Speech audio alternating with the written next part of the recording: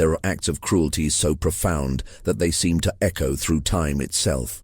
On a cotton plantation in rural Georgia, December 1854, an overseer named Silas Hargrove committed such an act. What happened in the 23 days that followed his final display of contempt has never been fully explained by historians who've examined the plantation records. 7 people witnessed his death. None could agree on what they saw.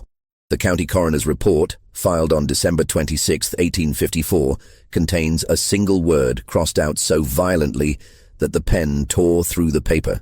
Beneath it, someone wrote in different ink, "Natural causes." But the photographs taken of Hargrove's body, rare for that era, tell a different story. His neck bore marks that the doctor couldn't explain, concentrated in a pattern that seemed almost deliberate. Before we continue with the story of Silas Hargrove and the Thornhill plantation, I need you to do something for me. Hit that subscribe button and turn on notifications, because stories like this one, buried in forgotten archives and sealed county records, don't surface often.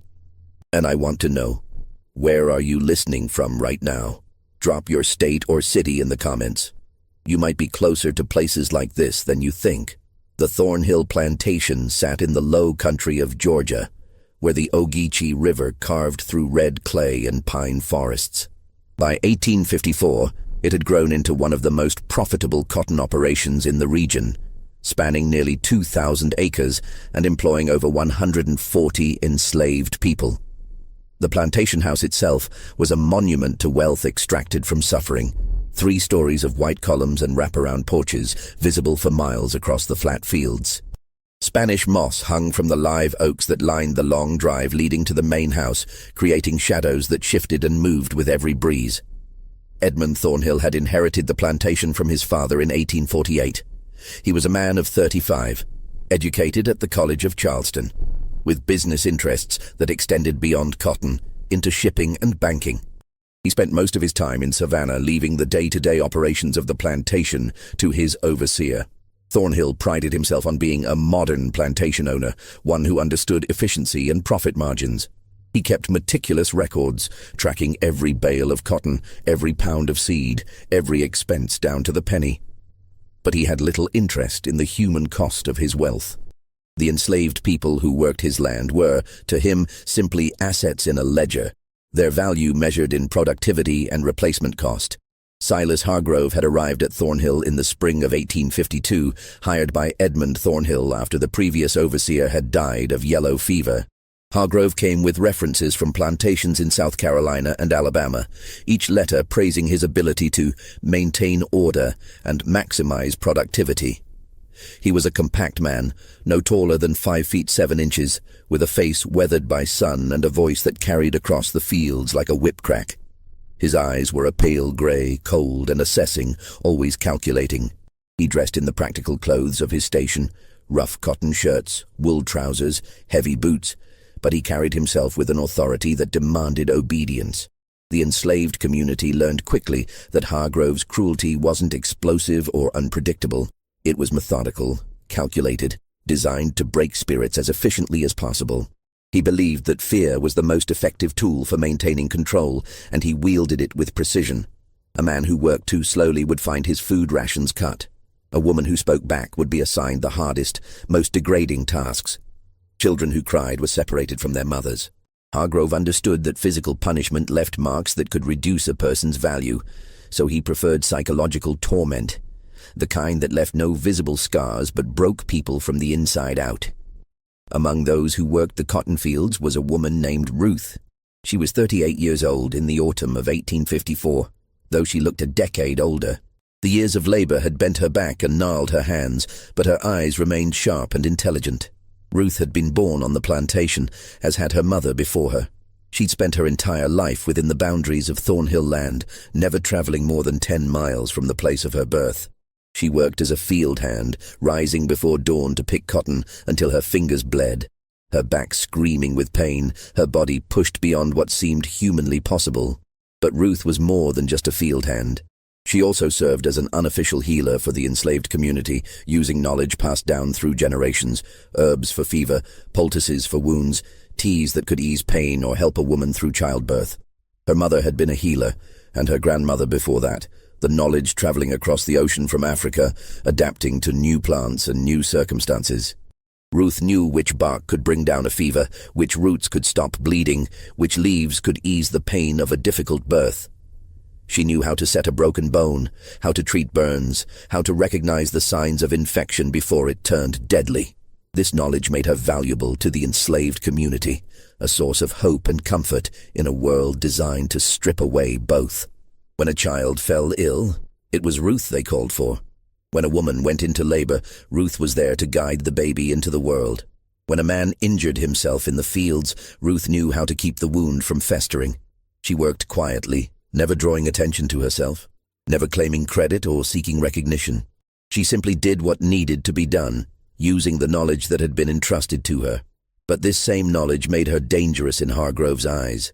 He distrusted anything he couldn't control, and Ruth's influence among the other enslaved people represented a kind of power that existed outside his authority. When people looked to Ruth for help, they weren't looking to him. When Ruth eased someone's suffering, it reminded them that there was still kindness in the world, still humanity, still something worth preserving. Hargrove couldn't tolerate that. He needed the enslaved people to be completely dependent on him, to see him as the sole source of mercy or punishment.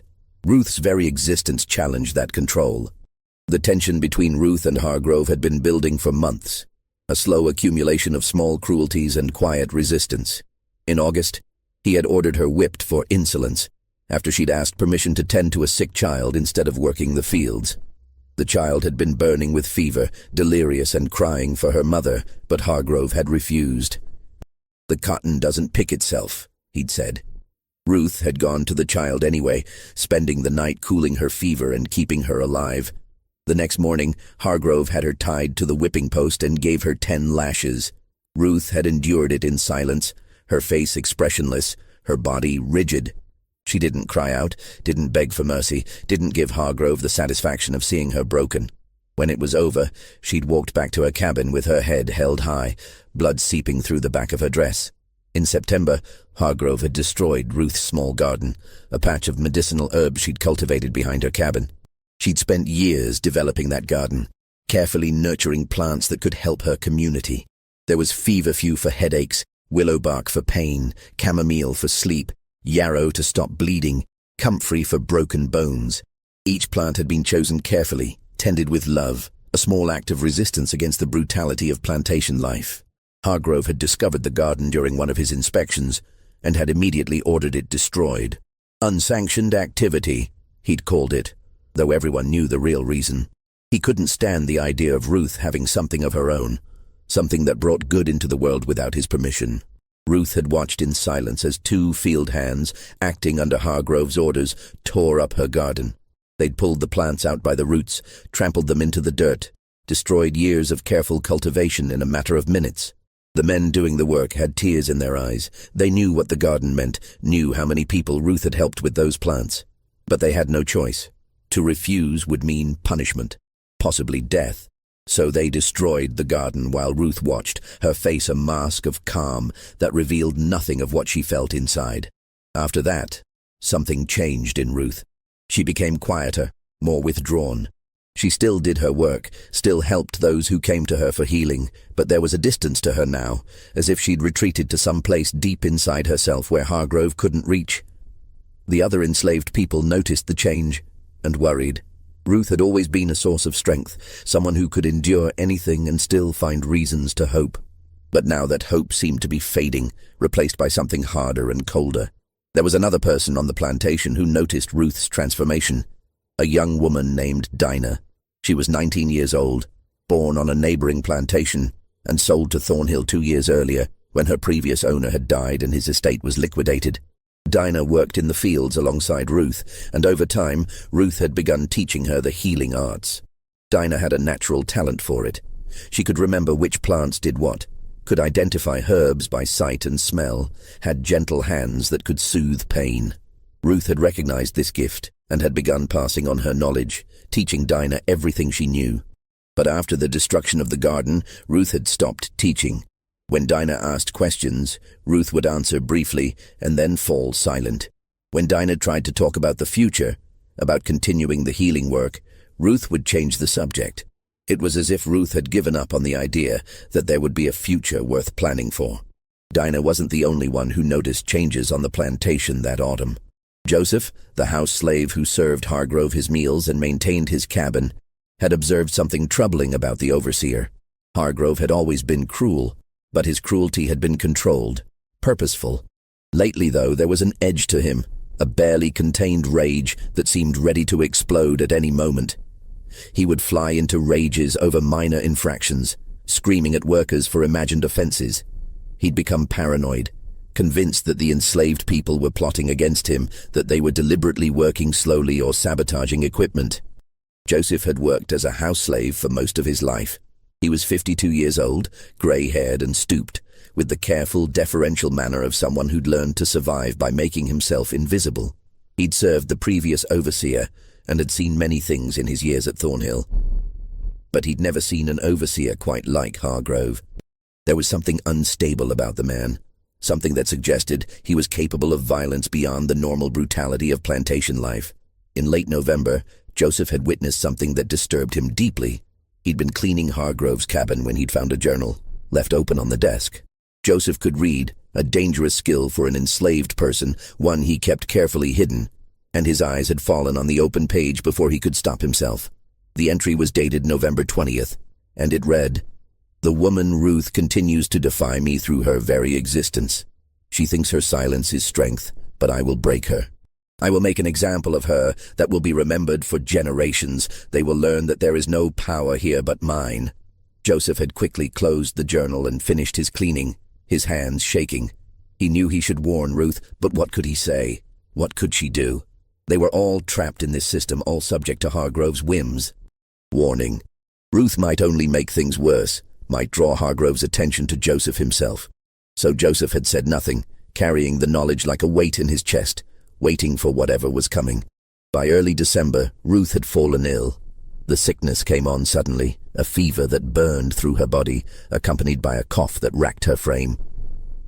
Some said it was pneumonia, common enough in the damp Georgia winter. Others whispered it was consumption, the wasting disease that had killed so many. A few of the older women, those who remembered Africa or had heard stories from their mothers, spoke in hushed tones about different causes. They said Ruth had been working herself to death, that the destruction of her garden had broken something inside her, that she'd lost the will to fight. Whatever the cause, Ruth grew weaker by the day.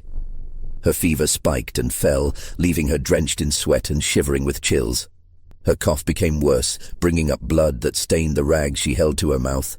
She could barely stand, let alone work, but Hargrove refused to excuse her from the fields. "She's faking," he told the other workers. "She thinks she can avoid work by pretending to be sick. But I know better." Dinah tried to care for Ruth as best she could. She brought her water, tried to get her to eat, sat with her through the long nights when the fever was at its worst. But without the herbs from Ruth's destroyed garden, there was little Dinah could do. She tried to remember Ruth's teachings, tried to find the plants she needed growing wild around the plantation, but it was winter, and most of the plants were dormant. The few remedies Dinah could cobble together were weak and ineffective against Ruth's illness. Other women from the quarters took turns sitting with Ruth, offering what comfort they could. They brought her extra blankets, shared their meager food rations, prayed over her in whispered voices. But everyone could see that Ruth was dying. The fever was consuming her from the inside out, burning away the strength that had sustained her through decades of brutality and suffering. December 3rd, 1854, dawned cold and gray. A thin frost covered the ground, unusual for Georgia but not unheard of. The temperature had dropped overnight, and a bitter wind blew in from the north, cutting through thin clothing and making everyone miserable. The enslaved workers gathered at dawn, as they did every morning, waiting for Hargrove to assign the day's tasks. They stood in loose groups, stamping their feet against the cold, breath misting in the frigid air. Ruth was among them, though she could barely stand. Dinah and another woman were supporting her, one on each side, practically holding her upright. Ruth had wrapped herself in a thin blanket, but it did little against the cold. Her face was flushed with fever, her eyes glassy and unfocused. She swayed on her feet, her breath coming in shallow, labored gasps that turned to white vapor in the cold air. Hargrove emerged from his cabin, a small structure near the main house that served as his office and living quarters. He carried his ever-present riding crop and a ledger book where he recorded each day's cotton weights. His breath steamed in the cold air as he looked over the assembled workers, counting heads, assessing their readiness for the day's labor. When his gaze fell on Ruth, his expression hardened into something ugly and vindictive. "You," he said, pointing the crop at her. "You're still here." Ruth lifted her head with visible effort. Her eyes were glassy with fever, but she met his gaze. There was no defiance in her look, no challenge, just a weary acceptance of whatever was coming. "I can work," she said, her voice barely above a whisper, each word an effort. "You're worthless," Hargrove said. He walked toward her, his boots crunching on the frost-covered ground. "You've been worthless for weeks, eating food, taking up space, contributing nothing. You're a drain on this plantation's resources." Ruth said nothing. She simply stood there, swaying slightly between the two women supporting her, the blanket clutched around her shoulders with trembling hands. Hargrove stopped directly in front of her. The other workers had gone silent, watching. Everyone knew what was coming. They'd seen Hargrove's rages before, seen how he used humiliation as a weapon, how he seemed to take pleasure in breaking people down. But what happened next went beyond even his usual cruelty. "You think you're special," Hargrove said, his voice low and venomous. He leaned in close, so close that Ruth could smell the coffee on his breath, the tobacco he chewed. "You think your roots and your herbs make you important. You think people need you, but you're nothing. You hear me? Nothing. You're a piece of property and not even a valuable one. You're used up, worn out, worthless." Ruth's legs gave out. She collapsed to her knees, the blanket falling away from her shoulders. The two women tried to hold her up, but Ruth's weight was too much. She ended up on her hands and knees in the frost, her body shaking with the effort of holding herself up. A coughing fit seized her, violent spasms that shook her entire frame. Blood flecked her lips, dark against her fever-flushed skin. Hargrove looked down at her, and for a moment something flickered across his face. Not pity or compassion, but a kind of satisfaction, as if he'd finally achieved what he'd been working toward. He'd broken her. After months of resistance, months of quiet defiance, he'd finally reduced Ruth to this, a sick woman on her hands and knees in the dirt, coughing up blood, unable even to stand. Then, deliberately with full awareness of what he was doing, Hargrove spat. The glob of saliva landed on the back of Ruth's neck, just below her hairline, sliding down beneath the collar of her dress. It was an act of such profound contempt, such complete dehumanization, that several of the watching workers gasped audibly.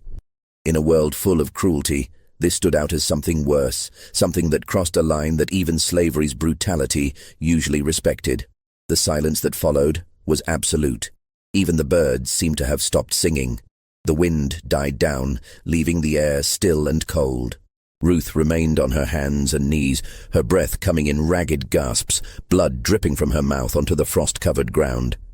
Slowly, with tremendous effort, she lifted her head and looked up at Hargrove. Her eyes, despite the fever, were clear and focused. She didn't speak. She didn't need to. The look she gave him contained something that made several of the watching workers step back involuntarily. It wasn't anger or hatred. It was something deeper, something older, something that seemed to look right through Hargrove and see everything he was and everything he would become. It was a look that said, "I see you, I know you, and there will be a reckoning." Hargrove felt something cold run down his spine. For just a moment he was afraid. Then he shook it off, angry at himself for being unsettled by a dying slave woman. "Get her out of my sight," he said to no one in particular, his voice harsher than he'd intended. "Put her in her cabin. If she's not working by tomorrow, she doesn't eat." Two women, Dinah and an older woman named Sarah, helped Ruth to her feet and half-carried her back to the slave quarters, a collection of rough wooden cabins arranged in 2 rows behind the main plantation house. The cabins were simple structures, built from rough-hewn logs with gaps between the boards that let in wind and rain. Each cabin housed multiple families, with thin walls providing minimal privacy. Ruth had a small space in one corner of a cabin she shared with 5 other women, just enough room for a narrow cot and a small trunk where she kept her few possessions.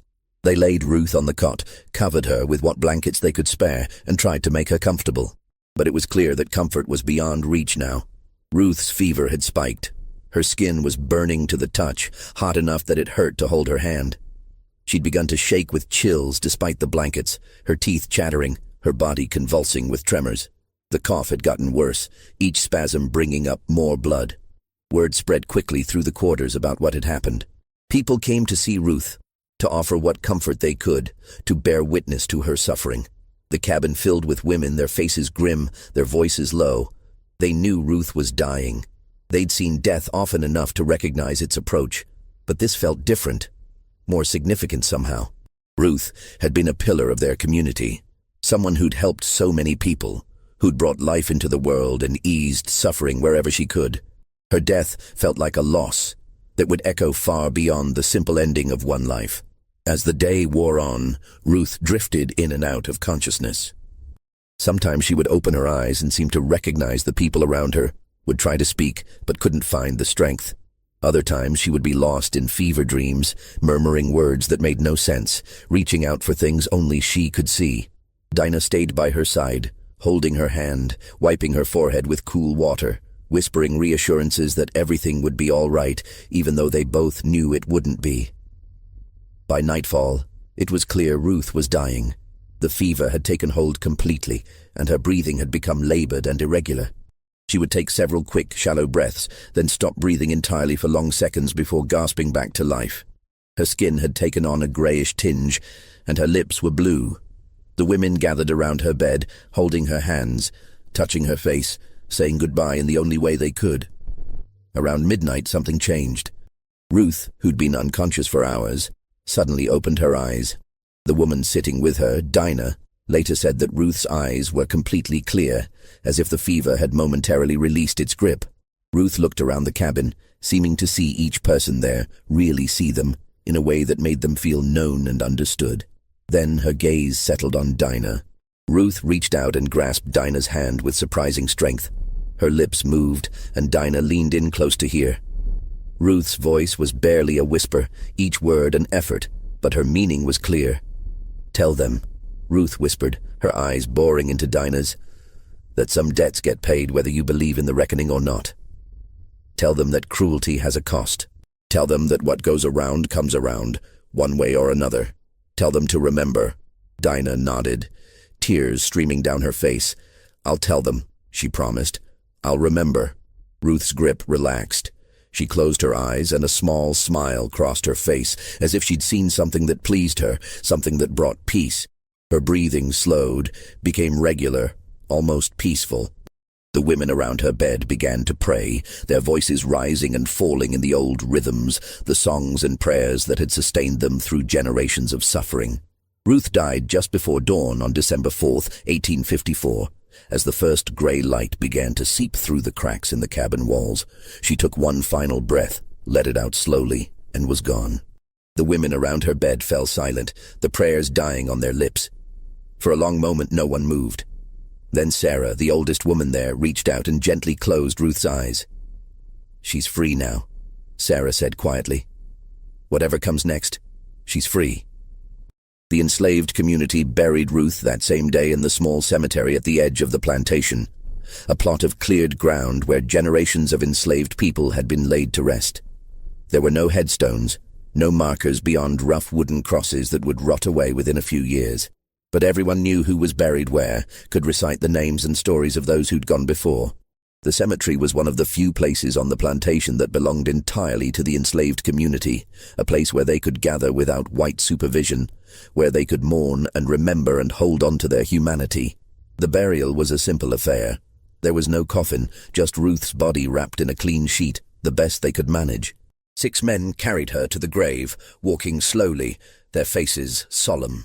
The entire enslaved community followed, over 100 people processing through the cold December morning.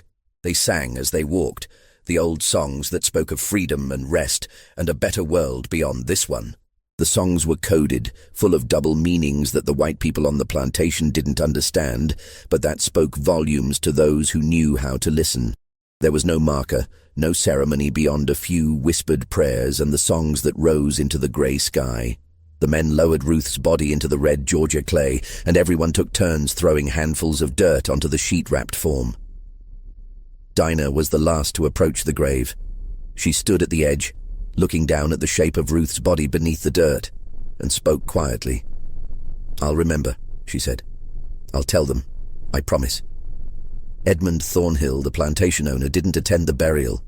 He rarely involved himself in such matters, leaving all details of managing the enslaved workforce to Hargrove. As far as Thornhill was concerned, Ruth's death was simply a matter of accounting, one less worker to feed, one less name in the ledger. He was in Savannah when Ruth died, attending to business matters, and wouldn't return to the plantation for another week. When he did return and learned of Ruth's death, his only comment was to ask Hargrove if her death would significantly impact productivity. Hargrove assured him it wouldn't, but Hargrove attended the burial. He stood at a distance, watching as the simple sheet-wrapped body was lowered into the red Georgia clay. Several people noticed that he seemed agitated, shifting his weight from foot to foot, his hand repeatedly moving to touch the riding crop at his belt. His face was flushed, and he kept touching the back of his neck, scratching at it absently.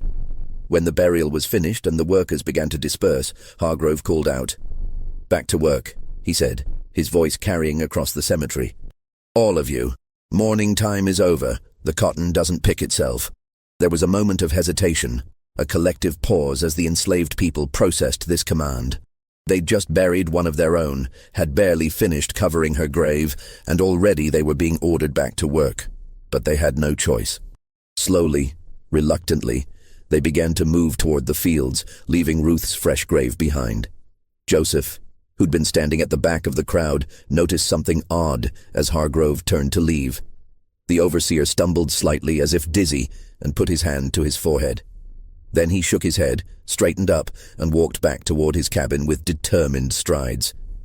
But Joseph had seen the momentary weakness, had seen Hargrove touch the back of his neck again, scratching at it with an intensity that seemed almost compulsive. That night, Hargrove complained of a headache. Joseph, who brought his dinner as he did every evening, found the overseer sitting at his desk, staring blankly at the wall. The food Joseph had prepared, fried chicken, cornbread, greens, sat untouched on the plate. Hargrove barely acknowledged Joseph's presence, just waved him away with an irritated gesture. "Are you feeling well, sir?" Joseph asked carefully. "I'm fine," Hargrove snapped. "Just tired. Leave me alone." But Joseph noticed things as he cleaned up the cabin. Hargrove had scratched the back of his neck raw, leaving red welts that looked angry and inflamed. There were scratch marks on the desk where Hargrove had been sitting, as if he'd been digging his nails into the wood. And there was a smell in the cabin, faint but noticeable. Something sour and unpleasant, like sweat and fear. Joseph left quickly, disturbed by what he'd seen. He returned to the slave quarters and found Dinah sitting outside her cabin, staring at nothing. He sat down beside her, and for a long moment, neither of them spoke. "He's scratching his neck," Joseph said finally, "right where he spat on Ruth." Dinah turned to look at him, her eyes unreadable in the darkness. "I know," she said quietly. "I saw him doing it at the burial." "You think it means something?" Joseph asked. Dinah was quiet for a long time before answering. "Ruth told me something before she died," she said finally. "She said some debts get paid whether you believe in the reckoning or not. I didn't know what she meant then, but maybe we're about to find out." December 5th began normally enough. Hargrove emerged from his cabin at dawn and assigned the day's work. But those who worked near him noticed changes. He was irritable, more so than usual, snapping at workers for minor infractions. His face was flushed, and he kept touching the back of his neck, scratching at it compulsively. The red welts Joseph had noticed the night before had gotten worse, spreading down beneath his collar. By midday, Hargrove had retreated to his cabin, claiming he needed to update the plantation records. But he didn't update any records. Joseph, who checked on him in the afternoon, found Hargrove sitting at his desk, staring at a blank page in his ledger. The lamp was lit even though it was still daylight, casting long shadows across the room. Hargrove hadn't written anything. He just sat there, one hand absently scratching the back of his neck, staring at the empty page. That evening, Hargrove summoned Joseph to his cabin. When Joseph arrived, he found Hargrove in the same position, still staring at the blank page. The lamp had burned low and the cabin was full of shadows. Hargrove didn't look up when Joseph entered. "Did you hear anything last night?" Hargrove asked without preamble. Joseph, confused, shook his head. "No, sir. Hear what?" "Singing," Hargrove said. "I heard singing, coming from the quarters. A woman's voice. Singing those songs you people sing. Joseph felt a chill run down his spine. He knew this was impossible. After Ruth's death, the quarters had been silent. No one had sung, no one had even spoken above a whisper. The grief was too fresh, too raw. But he also knew better than to contradict Hargrove. "I didn't hear nothing, sir," Joseph said carefully. Hargrove finally looked up. His eyes were bloodshot, and the scratches on his neck had gotten worse, some of them bleeding slightly. "You're lying," he said flatly. "I heard it. A woman singing. It sounded like it was right outside my window, but when I looked, there was no one there." "Maybe it was the wind, sir," Joseph suggested. "It was blowing pretty hard last night." "It wasn't the wind," Hargrove said, his voice rising. "I know what I heard. Someone was singing. Someone was out there watching me." Joseph didn't know what to say. Hargrove was clearly not well. The bloodshot eyes, the scratches, the paranoia. But Joseph also knew that pointing this out would only make things worse. "Would you like me to bring you some food, sir?" Joseph asked, trying to change the subject. "Get out," Hargrove said suddenly. "Get out before I have you whipped for insolence." Joseph left quickly, his heart pounding. He'd served Hargrove for 2 years and had learned to read the overseer's moods, to know when to speak and when to stay silent. But this was different. This was a man coming unraveled, losing his grip on reality. And Joseph had no idea what that might mean for the rest of them. Over the next 3 days, Hargrove's condition deteriorated rapidly. He stopped coming out of his cabin entirely, sending messages through Joseph about work assignments. The scratches on his neck had spread, angry red lines that looked like claw marks running down beneath his collar and up toward his hairline. He complained constantly of headaches, of hearing things, singing, whispers, footsteps outside his cabin at night. On December 6th, Hargrove sent Joseph to fetch Dr. Pritchard, but then changed his mind before Joseph could leave. "No," Hargrove said. "No, doctor. They'll think I'm crazy. It's nothing, just a fever. It'll pass." But it didn't pass. On December 7th, Hargrove refused to eat, claiming the food tasted wrong, that someone was trying to poison him. He accused Joseph of tampering with his meals, of putting something in his water. Joseph denied it, of course, but Hargrove wouldn't listen. From that point on, Hargrove would only eat food that he'd watched Joseph prepare from start to finish, and even then he would barely touch it. The scratches on his neck had become infected. The skin around them was red and swollen, oozing a clear fluid that stained his collar. Hargrove had taken to wearing a scarf wrapped around his neck, trying to hide the marks, but the scarf only made things worse, trapping heat and moisture against the infected skin. On December 8th, Edmund Thornhill finally took notice. He'd been away in Savannah on business and returned to find his overseer essentially incapacitated. The plantation was running, but barely. The enslaved workers were doing their jobs. But without Hargrove's constant supervision, productivity had dropped. Thornhill was annoyed. He was paying Hargrove good money to manage the plantation, and instead, the man was hiding in his cabin, apparently too sick to work. Thornhill visited Hargrove's cabin and was shocked by what he found. Hargrove had lost weight, his face was gaunt, and his eyes had a wild, unfocused quality. The cabin itself was in disarray, papers scattered across the floor, the bed unmade, a smell of sickness in the air. Hargrove was sitting at his desk, the scarf wrapped around his neck, scratching absently at his arms. "Silas," Thornhill said, "you need a doctor." "No," Hargrove said immediately, his voice hoarse. "No doctor, it's nothing, just a fever. It'll pass." "You look terrible," Thornhill said bluntly. "You've lost weight, you're not working, and from what Joseph tells me, you're barely eating. What's wrong with you?" "Nothing's wrong with me," Hargrove insisted. "I'm fine. I just need rest." Thornhill frowned. He walked closer, trying to get a better look at Hargrove. "What's that on your neck? Let me see." "It's nothing," Hargrove said, pulling the scarf tighter. "Just scratches. They'll heal." But Thornhill wasn't satisfied. He reached out and pulled the scarf away before Hargrove could stop him. What he saw made him step back in shock. The scratches had spread across Hargrove's entire neck, angry red lines that wept clear fluid. Some of them had scabbed over, only to be scratched open again. The skin was inflamed and swollen, clearly infected. "Good God, man," Thornhill said. "How did this happen?" "I don't know," Hargrove said, his voice barely above a whisper. "I can't stop scratching. It itches. It burns. It feels like something's crawling under my skin."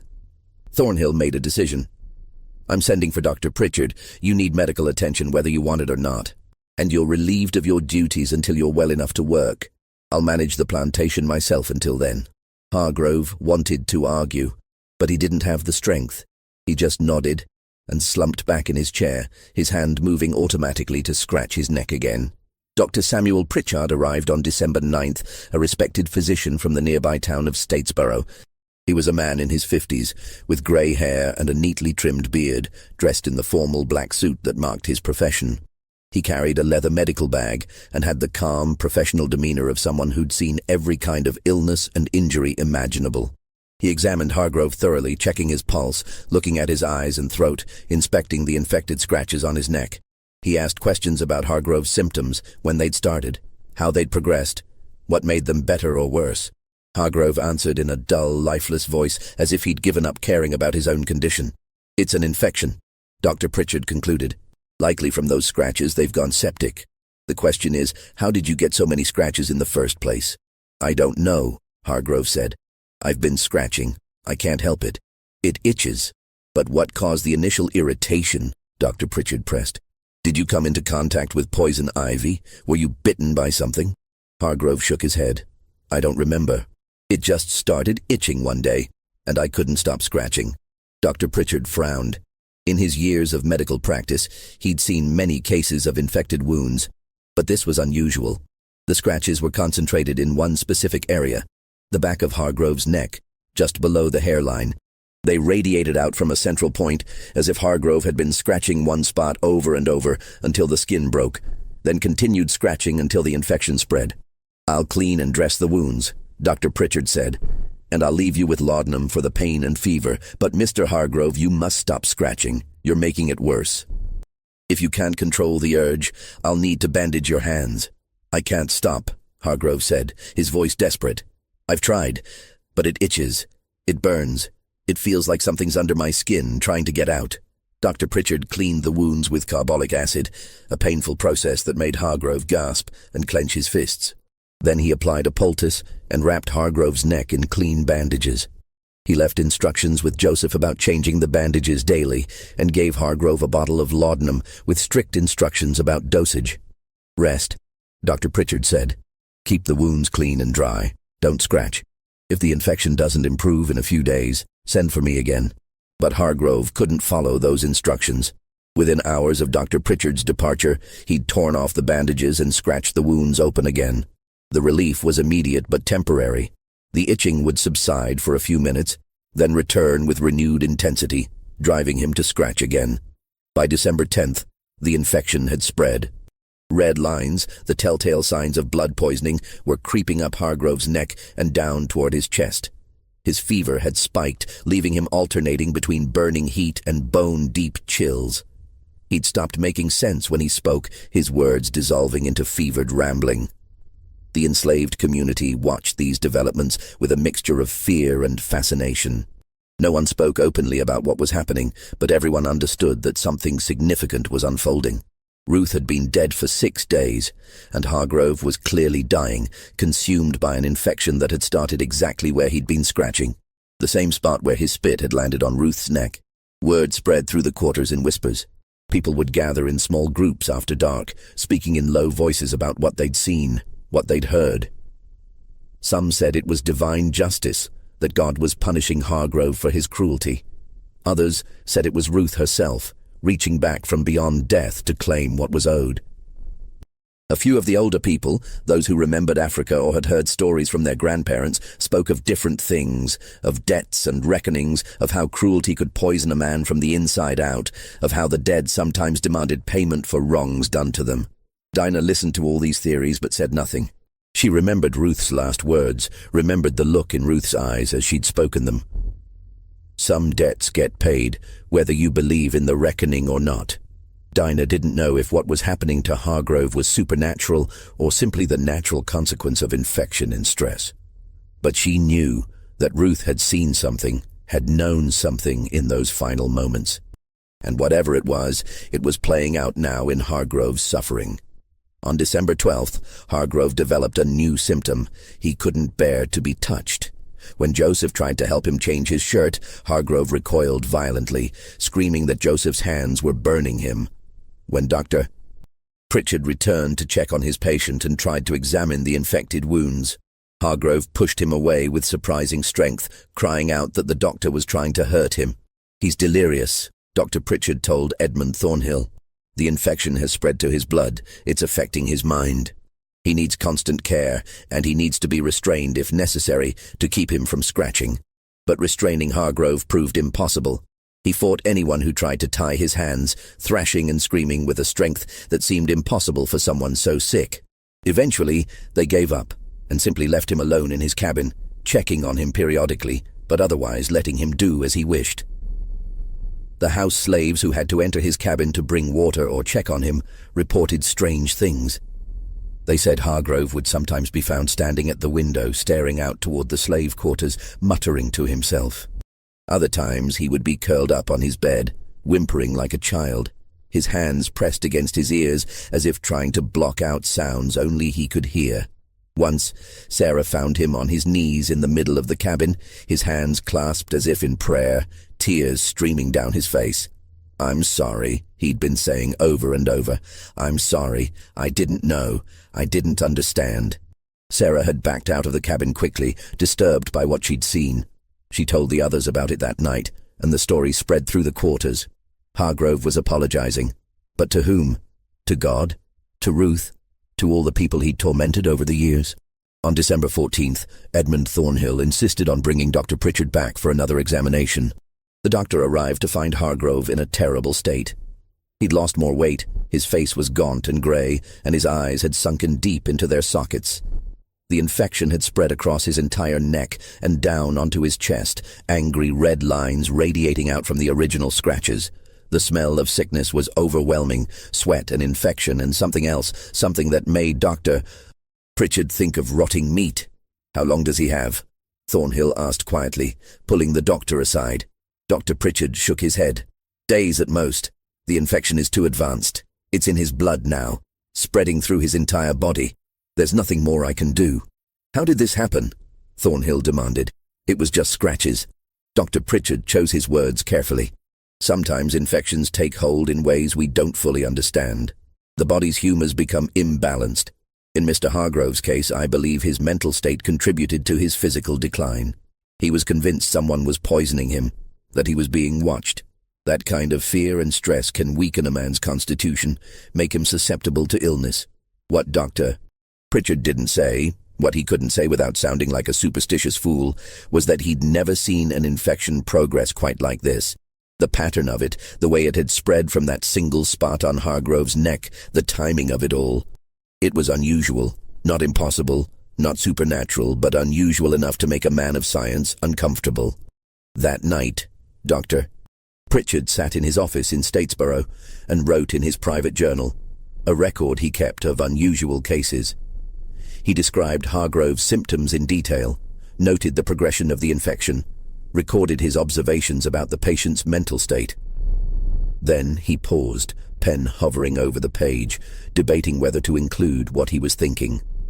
Finally, he wrote, "There is something about this case that troubles me beyond the medical facts.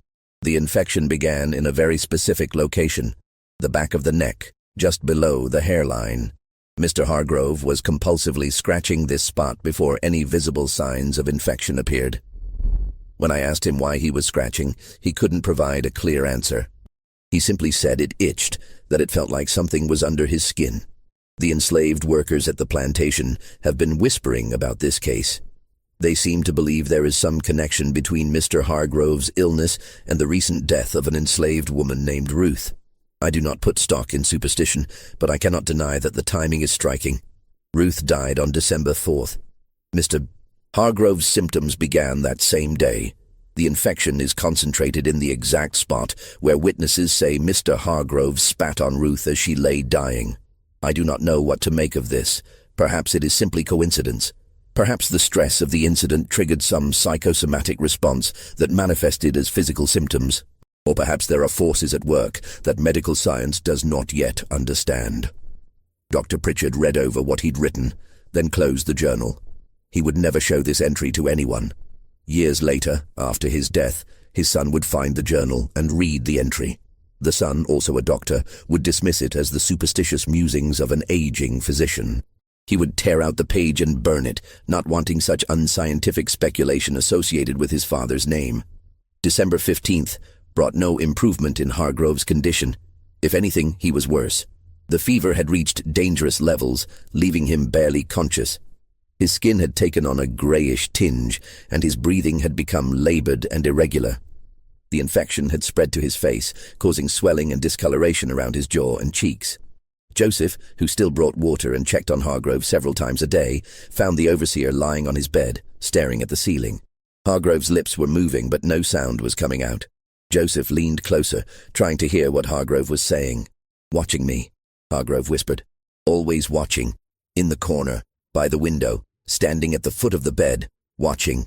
"There's no one here, sir," Joseph said gently. "You're alone." "No," Hargrove said, his eyes still fixed on the ceiling. "She's here. She's always here now. Watching. Waiting." "Who, sir?" Joseph asked, though he already knew the answer. "Ruth," Hargrove whispered. "She won't leave. I tell her to leave, but she won't. She just stands there watching me. Sometimes she smiles, sometimes she just stares, but she's always there." Joseph felt a chill run down his spine. He looked around the cabin, seeing nothing but shadows and the dim light filtering through the window. But he couldn't shake the feeling that there was something there, some presence that he couldn't quite see or name. "I'm sorry," Hargrove said suddenly, his voice stronger. "Tell her I'm sorry. Tell her I didn't mean it. Tell her to leave me alone." "Sir, there's no one here," Joseph said again. But Hargrove wasn't listening. His eyes had closed, and he'd fallen into a fitful sleep, his body twitching and jerking as if he were fighting something in his dreams. Joseph reported this conversation to the other house slaves, and word spread quickly through the quarters. The reaction was complex, satisfaction mixed with unease. They'd all wanted to see Hargrove punished for his cruelty, but watching him deteriorate into madness and infection was disturbing even to those who hated him most. Some felt vindicated, seeing his suffering as just payment for the pain he'd caused. Others felt uncomfortable, as if they were witnessing something that shouldn't be seen, something that crossed boundaries between the living and the dead. Dinah's reaction was different. When she heard about Hargrove's hallucinations, about him seeing Ruth standing in his cabin, she felt a strange sense of peace. Ruth had promised that debts would be paid, and now, it seemed, that promise was being fulfilled. Whether through divine intervention, supernatural forces, or simply the natural consequences of guilt and infection, Hargrove was facing a reckoning. And Ruth, in whatever form, was there to witness it. On December 18th, Hargrove began to hallucinate more intensely. Joseph, who still brought him meals that went uneaten, reported that Hargrove was having full conversations with people who weren't there. Sometimes he seemed to be arguing with someone, his voice rising in anger, gesturing wildly at empty air. Other times, he would fall silent, staring at a corner of the room as if watching something Joseph couldn't see, his face a mask of terror. "She's here," Hargrove said once, his eyes fixed on the empty corner. "She's always here now, watching, judging." "Who, sir?" Joseph asked, though he knew the answer. "Ruth," Hargrove whispered. "She won't leave. I tell her to leave, but she won't. She just stands there looking at me with those eyes, those terrible, knowing eyes." Joseph reported this to Edmund Thornhill, who was growing increasingly frustrated with the situation. His overseer was dying, Christmas was approaching, and he needed to find a replacement quickly. The plantation couldn't run itself, and Thornhill had no desire to manage it personally. He'd already begun making inquiries, reaching out to contacts in Savannah and Charleston, looking for someone who could take over Hargrove's duties. But finding a new overseer wasn't easy. Word had spread about Hargrove's illness, about the strange circumstances surrounding it. Some potential candidates were superstitious enough to be wary of taking a position where the previous overseer had died under such unusual circumstances. Others simply didn't want to deal with the complications of taking over mid-season, with Christmas approaching and the cotton already picked and baled. On December 20th, Hargrove could no longer get out of bed. The infection had spread throughout his body, and he was burning with fever. His skin had taken on a grayish tinge, and the smell of sickness had become overwhelming. The infected wounds on his neck had turned black in places. the tissue dying and rotting while he was still alive. Dr. Pritchard returned, took one look at Hargrove, and pulled Edmund Thornhill aside. "There's nothing more I can do," the doctor said quietly. "The infection is too advanced. It's in his blood now, spreading through his entire body. He has days at most. You should prepare for the end." Thornhill was furious, not at Hargrove's impending death, but at the inconvenience of it. Christmas was in 5 days, traditionally a time when even enslaved people were given a few days of rest, and he needed to find a new overseer quickly. The plantation couldn't run itself, and he had no desire to spend his Christmas managing field hands and cotton production. "How did this happen?" Thornhill demanded. "It was just scratches. How does a man die from scratches?" "Doctor?" Pritchard shook his head. "Sometimes infections take hold in ways we don't fully understand. The body's humors become imbalanced. In Mr. Hargrove's case, I believe his mental state contributed to his physical decline. He was convinced someone was poisoning him, that he was being watched, that he was being punished for something. That kind of fear and stress can weaken a man's constitution, make him susceptible to illness. The mind and body are connected in ways we're only beginning to understand." What Dr. Pritchard didn't say, what he couldn't say without sounding like he believed in superstition, was that there was something deeply unsettling about this case. The timing, the location of the infection, the progression of symptoms, Hargrove's mental deterioration, all of it pointed to something beyond simple medical explanation. Not supernatural necessarily, but certainly unusual. In his years of practice, Dr. Pritchard had seen many people die, but he'd never seen anyone die quite like this.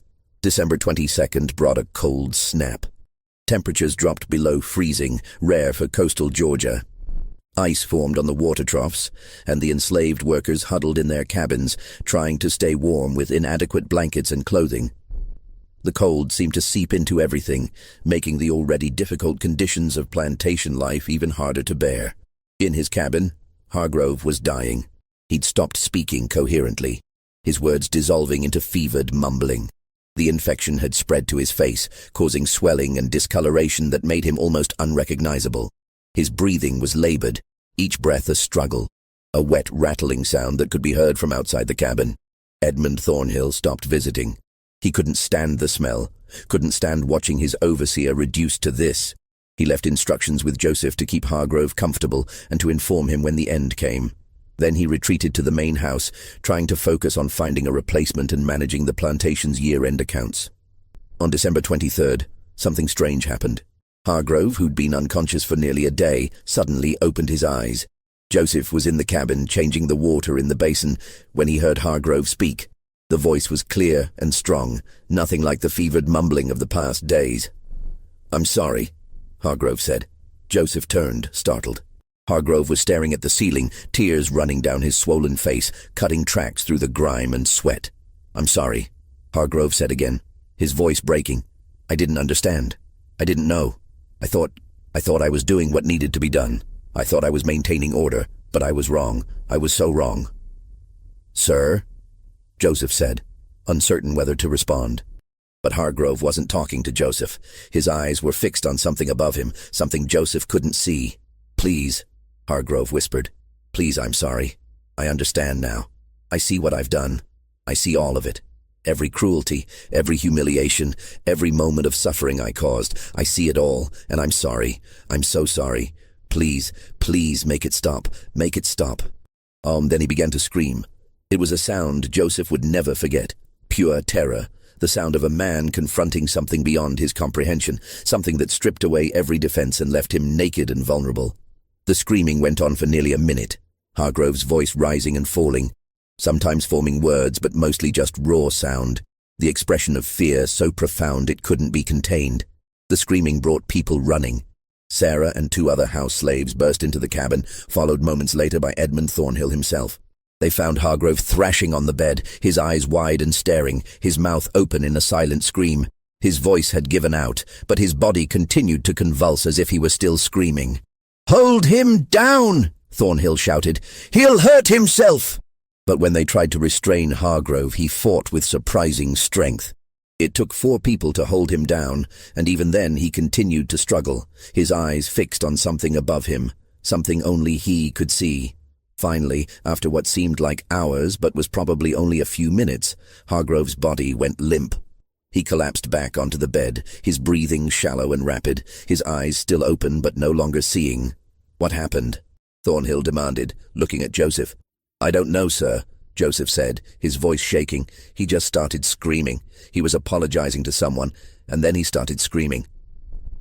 Thornhill looked down at Hargrove, at the infected wounds that covered his neck and chest, at the swollen face and sunken eyes. "He's dying," Thornhill said flatly. "Finally, Joseph, stay with him. Send for me when it's over." But Hargrove didn't die that night. He lingered through December 24th, Christmas Eve, in a state that was neither fully conscious nor unconscious. His eyes were open, staring at the ceiling, but he didn't react to anything around him.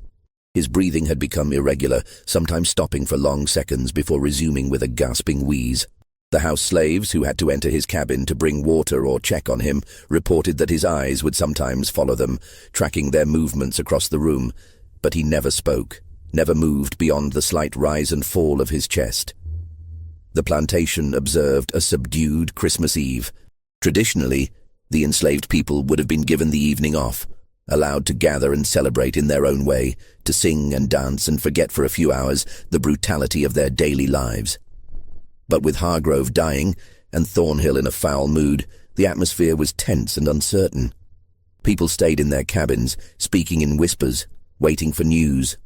Dinah spent Christmas Eve sitting outside her cabin, wrapped in a thin blanket, looking up at the stars.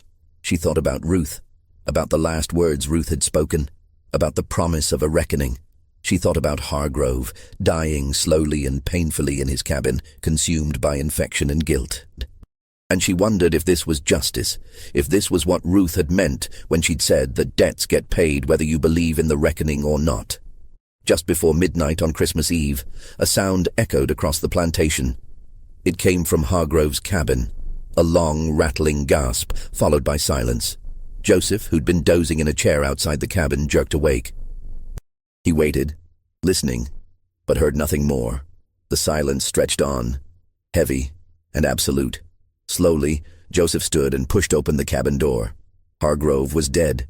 His eyes were still open, staring at the ceiling, his mouth frozen in what might have been a scream or a plea. But it was his neck that made Joseph step back in shock. The infection, which had spread across Hargrove's body in angry red lines, had concentrated in one spot. The exact spot where he'd scratched compulsively for weeks, the same spot where his spit had landed on Ruth's neck. The skin there had turned black, necrotic, and had split open, revealing infected tissue beneath. The wound was deep, going down to the bone, and it had a smell that made Joseph gag, sweet and rotten, the smell of death. Joseph ran to get Edmund Thornhill. The plantation owner arrived with a lamp, took one look at Hargrove's body, and immediately sent for Dr. Pritchard. The doctor arrived just after dawn on Christmas morning, examined the body, and began to fill out the death certificate. "Cause of death?" Thornhill asked, his voice clipped and businesslike. Dr. Pritchard hesitated. He looked at Hargrove's neck, at the concentrated infection, at the pattern of it. In his medical training, he'd learned that infections could spread in unpredictable ways, that the human body was complex and not fully understood.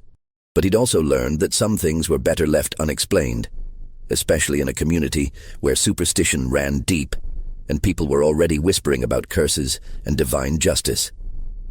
"Septicemia," Dr. Pritchard said finally. "Blood poisoning from an infected wound." He wrote this on the death certificate, signed it, and handed it to Thornhill. But as he was packing his medical bag, he paused. "Mr. Thornhill, may I ask, the woman who died earlier this month, Ruth, I believe her name was, what was the cause of her death?" Thornhill shrugged, already thinking about the arrangements he'd need to make, the new overseer he'd need to hire. "Pneumonia, I suppose, or consumption. Does it matter?"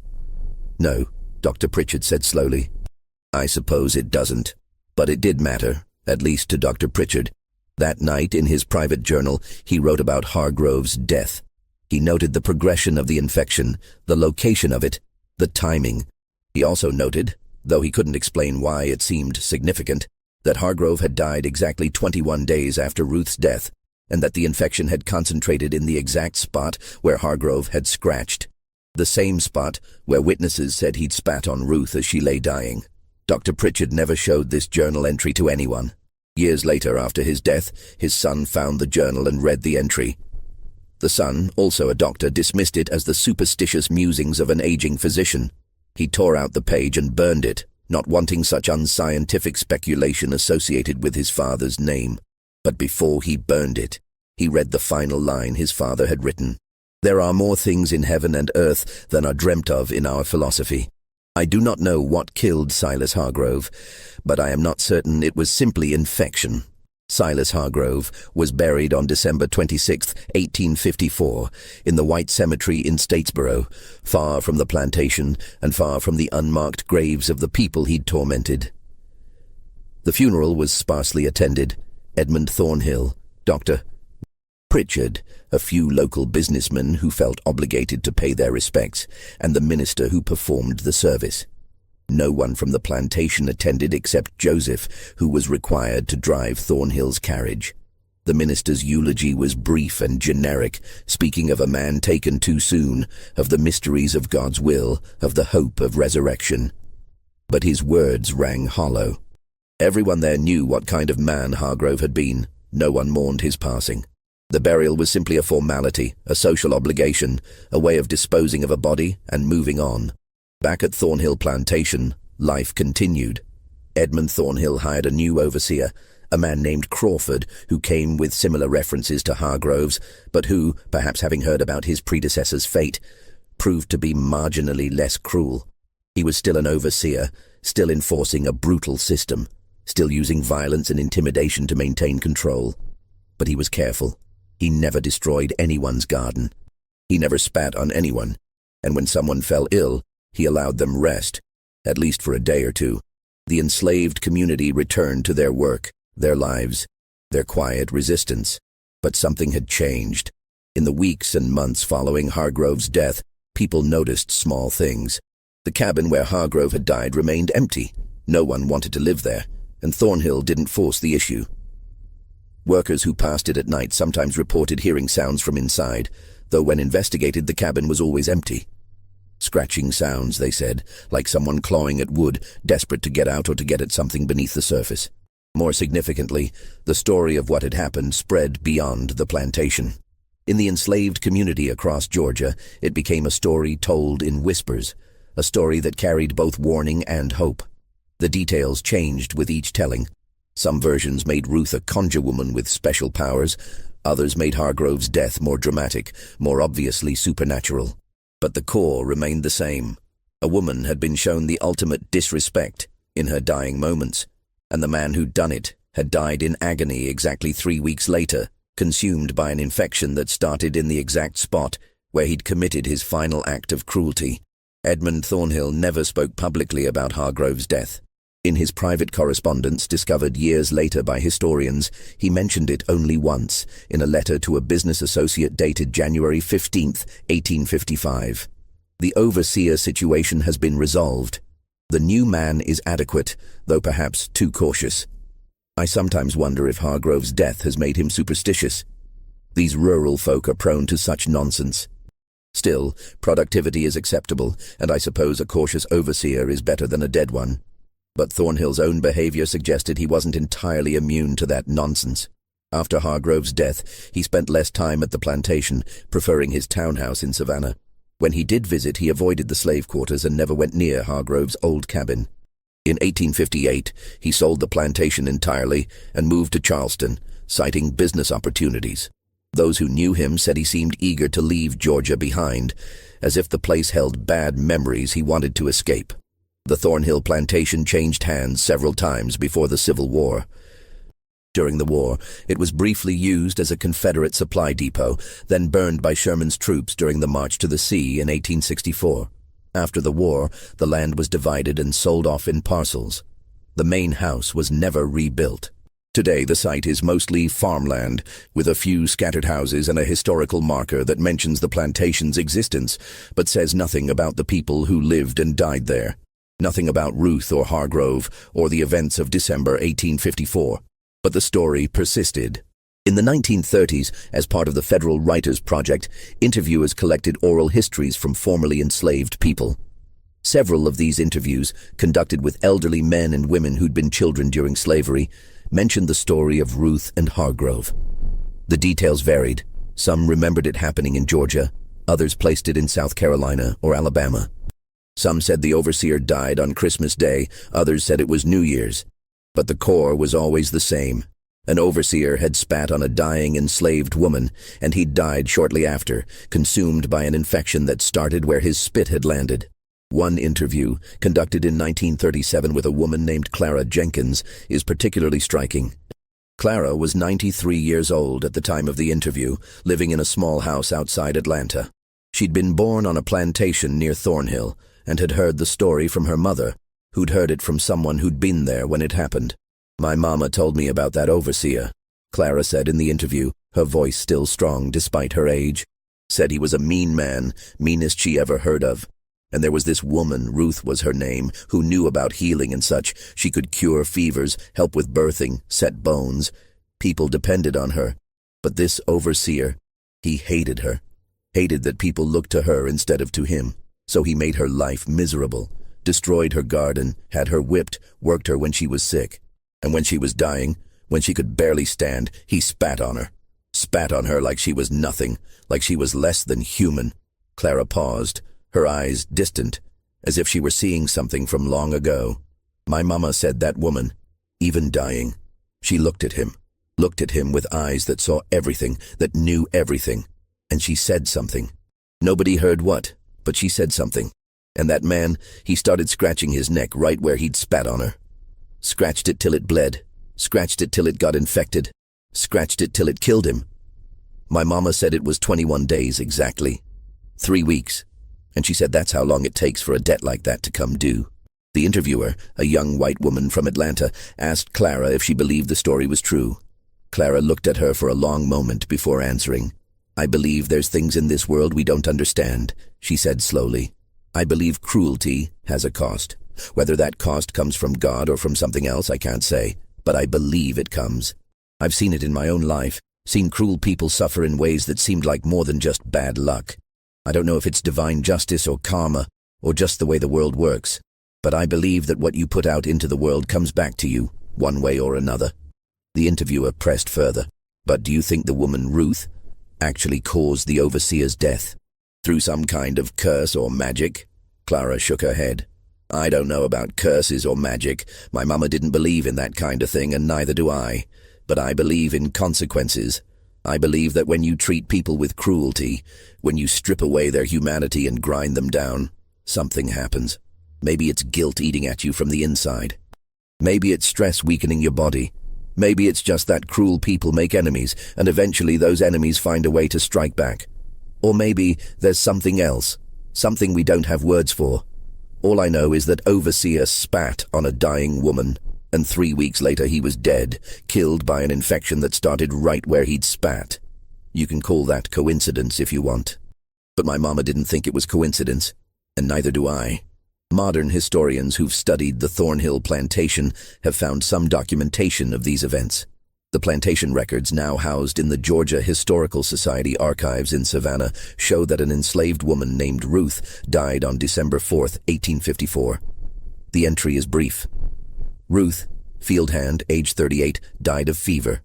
There's no other information, no details about her life or her death, just that single line in the ledger. The records also show that the overseer Silas Hargrove died on December 25, 1854. Again, the entry is brief. Silas Hargrove, overseer, died of infection. Dr. Pritchard's death certificate, filed with the county clerk, lists the cause of death as septicemia, blood poisoning from an infected wound. What the records don't show, what can never be proven or disproven, is the connection between these two deaths. Was it simply coincidence? A cruel overseer who happened to develop a fatal infection shortly after the death of a woman he'd tormented? Or was it something more, some mechanism of justice or retribution that operated outside the bounds of law and science? Medical historians have offered explanations. Septicemia was common in the 19th century, especially in cases where wounds became infected.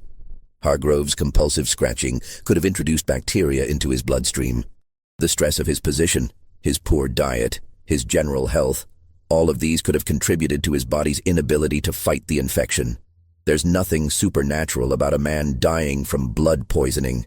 It happened all the time in that era, before antibiotics and modern medicine. But the timing remains striking. 21 days, 3 weeks exactly. And the location of the infection, concentrated in the exact spot where Hargrove had scratched, the same spot where his spit had landed on Ruth's neck. Coincidence? Possibly. Probably, even. But it's the kind of coincidence that makes people uncomfortable, that makes them wonder if there are patterns in the world that we don't fully understand. There's another detail, one that's often overlooked in retellings of the story. In the weeks before Ruth's death, several people mentioned seeing her working on something. She would sit outside her cabin in the evenings when the day's work was done, working with plants and roots. When asked what she was making, she'd smile and say it was for later. After her death, when the women cleaned out her cabin, they found several small bundles of herbs and roots, carefully wrapped and labeled. Most were familiar: feverfew for headaches, willow bark for pain, chamomile for sleep, yarrow for bleeding. These were the remedies Ruth had used for years, the knowledge passed down through generations. But there was one bundle that no one recognized. It contained a mixture of roots and dried plants that none of the other healers in the community could identify. The plants weren't from Ruth's destroyed garden. They were different, unfamiliar, possibly gathered from the woods beyond the plantation boundaries. The bundle was labeled in Ruth's careful handwriting with a single word: justice. The women who found it were frightened. Some wanted to burn it immediately, afraid of what it might represent. Others argued it should be buried with Ruth, that it was meant to go with her to the grave. In the end, they did neither. They hid it, placing it in a small wooden box, and burying it near Ruth's grave, marking the spot with a flat stone so they could find it again if needed. Whether this bundle had anything to do with Hargrove's death is impossible to say. Ruth never used it, never had the opportunity to use it. It was simply there, a preparation for something that never came to pass, at least not in any way that could be directly traced. Ruth died before she could do anything with whatever she'd prepared. Or perhaps it did come to pass, just not in the way anyone expected. Perhaps the act of preparation itself was enough, a declaration of intent that somehow manifested in the world. Perhaps Ruth's knowledge of plants and roots extended beyond simple healing, into areas that modern science doesn't fully understand. Or perhaps, and this is what most historians would argue, it was simply a dying woman's attempt to maintain some sense of control, some belief that justice might eventually be served, even if she wouldn't live to see it. The truth, as with so many stories from this period, is lost to time. What remains are the documented facts. Ruth died on December 4th, 1854. Silas Hargrove died on December 25th, 1854, exactly 21 days later, from an infection that began in the spot where he'd scratched compulsively, the same spot where witnesses said he'd spat on Ruth as she lay dying. These are facts, recorded in plantation ledgers and death certificates and county records. Everything else, the meaning of it, the connection between these events, the question of whether this was justice or coincidence, that's for you to decide. Was it divine intervention? Was it a curse? Some form of folk magic that Ruth had learned from her ancestors? Was it simply the natural consequence of guilt and stress manifesting as physical illness? Or was it pure coincidence?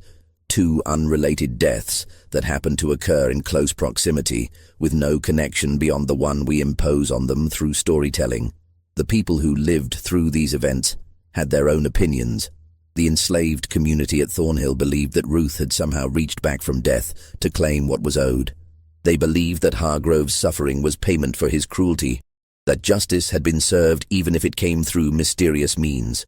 This belief sustained them, gave them hope that even in a world designed to strip away their humanity, there was still some force that recognized their worth, that punished those who treated them with contempt.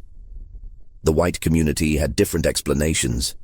Dr. Pritchard believed it was a medical case, unusual but explainable through the science of the time. Edmund Thornhill believed it was bad luck, an unfortunate coincidence that cost him a good overseer. The minister who performed Hargrove's funeral service believed it was God's will.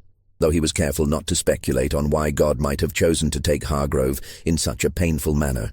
But there were some, even in the white community, who wondered, who noticed the timing, the location of the infection, the progression of Hargrove's symptoms, who remembered the stories their grandmothers had told them about curses and hexes, about folk magic that could reach across the boundary between life and death, who looked at the facts and couldn't quite convince themselves that it was all just coincidence. In the end, perhaps the truth doesn't matter as much as what the story represents. It's a story about power and powerlessness, about cruelty and consequences, about the human need to believe that justice exists even when the law provides none. It's a story that was told and retold for generations, changing with each telling, but always maintaining its core, that some debts get paid, whether you believe in the reckoning or not. What do you think of this story? Do you believe everything was revealed? Was this divine justice, a biological coincidence, or something else entirely? Leave your comment below. If you enjoyed this tale and want more stories like this, stories pulled from forgotten archives and sealed records, stories that make you question what's possible, subscribe, hit the notification bell, and share this with someone who loves mysteries. These stories need to be told, need to be remembered. The people who lived them, who suffered and died in systems designed to erase their humanity, deserve to have their stories preserved.